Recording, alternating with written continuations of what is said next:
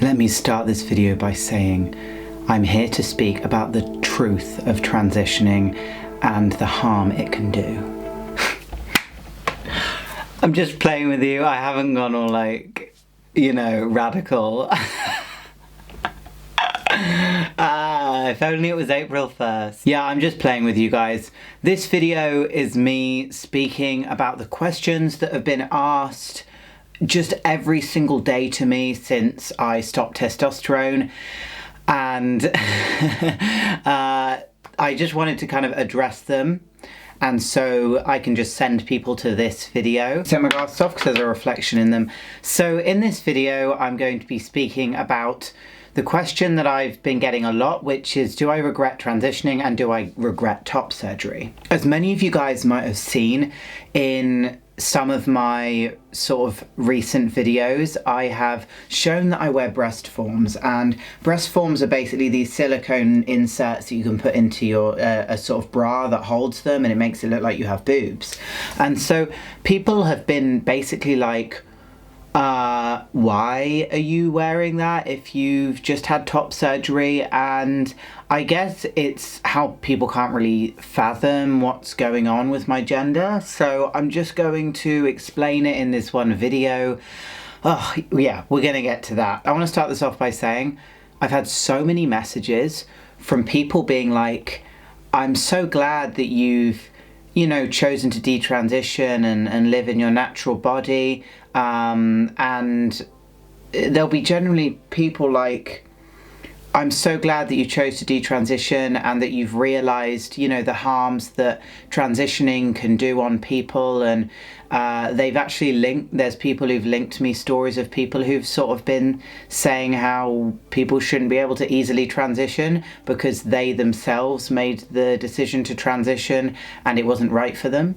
And now that I've gone off testosterone, I'm accidentally being grouped with these people. I'm just going to state here, I do not want to be affiliated with that sort of viewpoint. I always listen to people's opinions, but I don't think it should be made any harder for people to transition. When someone has made that decision, of course there should be, you know, more therapy available for people who want to make sure that that's right for them, and loads of different things. But at the end of the day, in just from who I know and what I've looked up, transitioning helps more people than it hinders, and people's lives are changed for the good by going on testosterone and transitioning. And I'm just going to say this before I get to my, you know, how I feel about transitioning and if I regret my transition.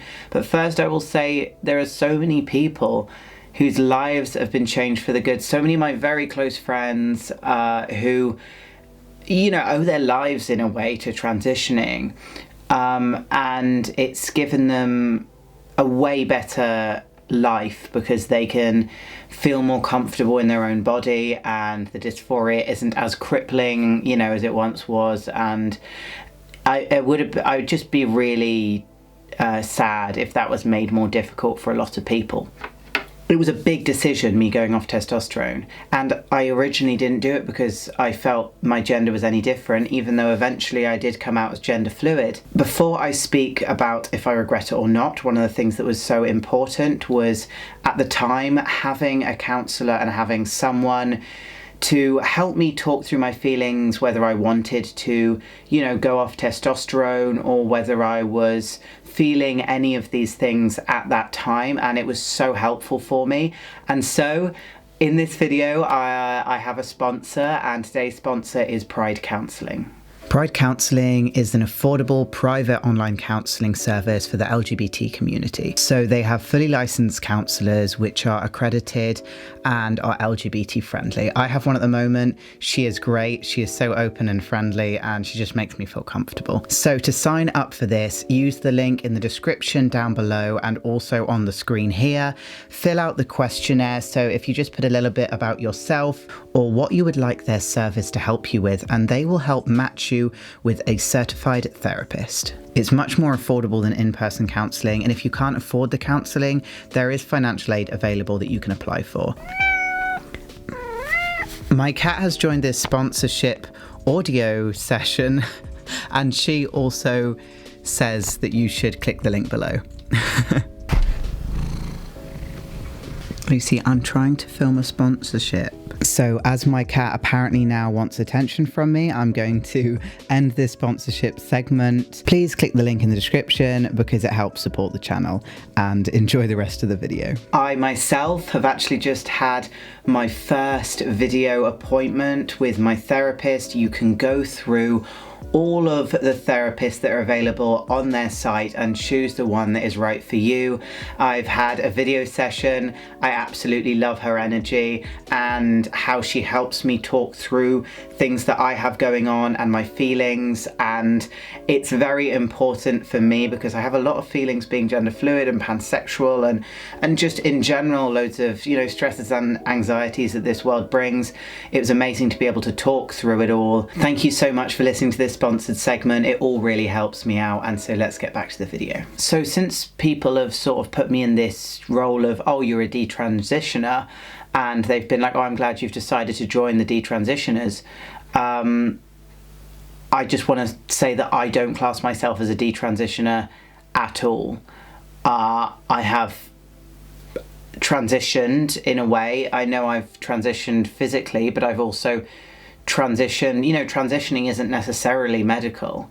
There's a lot to transitioning into a new way of life and into living in, you know, a new gender, and I do not count myself as a detransitioner. So all of these people saying, oh, you're a detransitioner, I'm glad you're living in your body, and it'll be kind of like backhanded compliments, being like, oh, you look so much better this way, in terms of, you know, they'll send me a message being like, oh, you look so much better being feminine. I'm so glad that you chose, you know, your natural body. And I'm like, that's such a backhanded compliment because they're saying me like this, mask me, is not that. So, you know, it's something I had to address in this video. Okay, let me take my shirt off for this segment.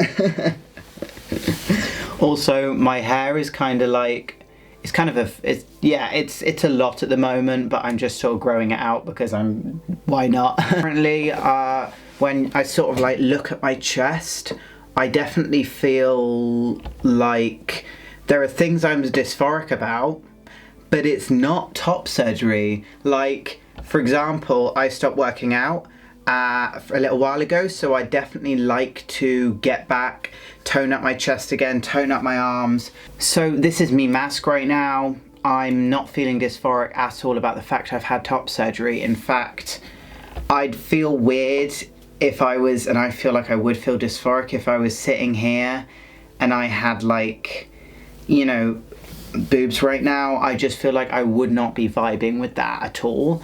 And I don't know, I just feel like I'm trying to imagine it right now because obviously I used to have them, and it would just feel really uncomfortable for me right now. And also if I went out and I was being masked, I feel like I would feel dysphoric and I'd have to bind. And so, no, I do not regret top surgery, but people always ask me, so in that case, why do you like put boobs on? Why do you put breast forms on? And the simple answer is because I feel it's like, you know, I'm gender fluid, or at least that's the label that I've put to it. The reason why I wear breast forms is because when I'm like this, I like the flat chest, but then I can just put a pair of boobs on and I can wear it, you know, under similar outfits, or some of my femme outfits. Yes, there is an issue where, like, I'd love to be able to actually click my fingers and have them attached and just have boobs suddenly, but that's not how it works. So I had to find a compromise. So my compromise was having top surgery and using breast forms, because then I have a flat base and I can put on any forms. And so if people say, oh, well, what you could have done is you could have just, rather than putting on breast forms, you could have not had top surgery. And, you know, I've had all these messages recently. And before I even had top surgery, I had a really small sort of chest. And now that I've had top surgery, the breast forms that I use are much actually bigger. And so even if I didn't have top surgery, I still wouldn't have a chest that was large enough for me to feel euphoric when I'm trying to be femme. If you guys have seen me, you know the last video where I said, do I prefer being a man or a woman? In that video, if you look at how I look, I pass as both a guy, like I do right now, and also a girl. Yes, my voice is a bit deeper, but I actually pass, depending on how I choose to express, as, you know, either androgynous, which I can do where people don't quite know, or I can pass as a girl or a guy or whatever I want, you know, my masculine, femme and androgynous forms. And even though, yeah, there's some people will clock that I have a deep voice and they're like, wait, are you this? Which is always rude to ask, but whatever. At the end of the day, I actually like what testosterone has done to my face.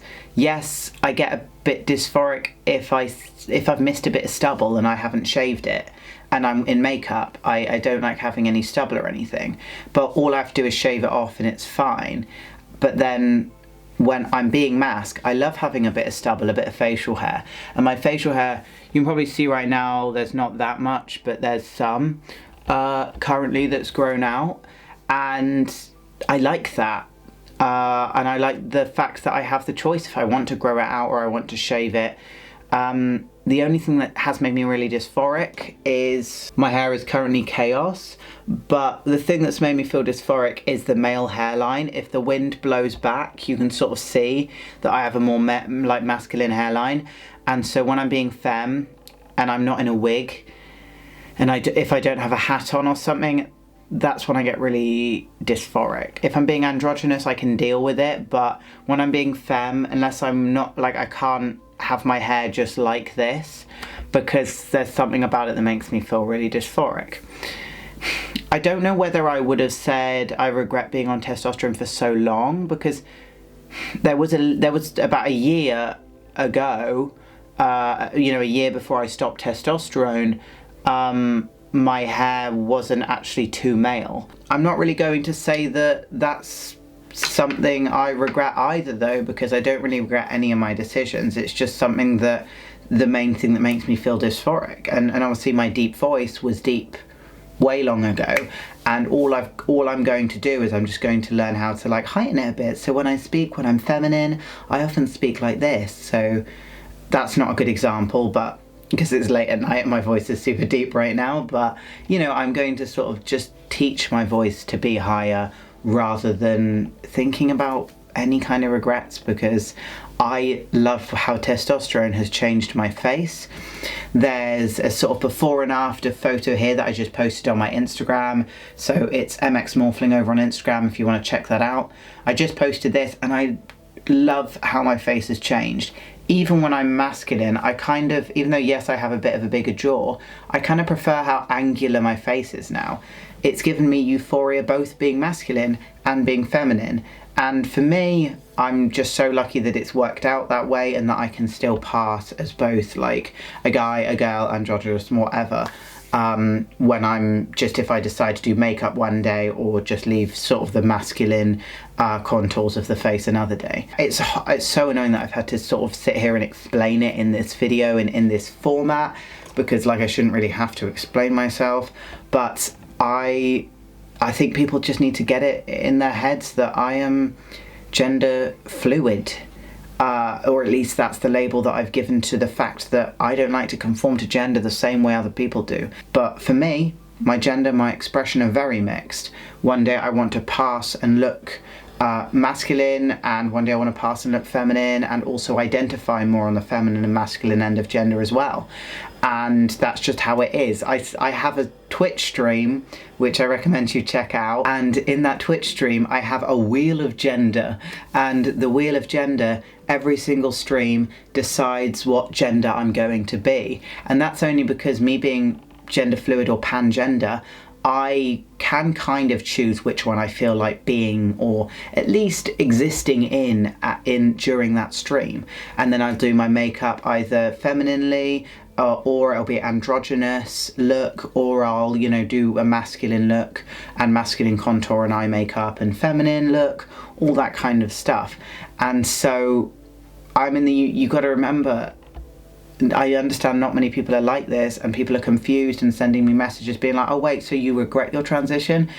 But you have to remember, I'm very different, much like everyone has a unique experience. My experience is also very unique, and you can't put my experience to the standards of what you think is regretting transitioning or detransitioning, because I don't regret it, and I wouldn't count myself as detransitioning.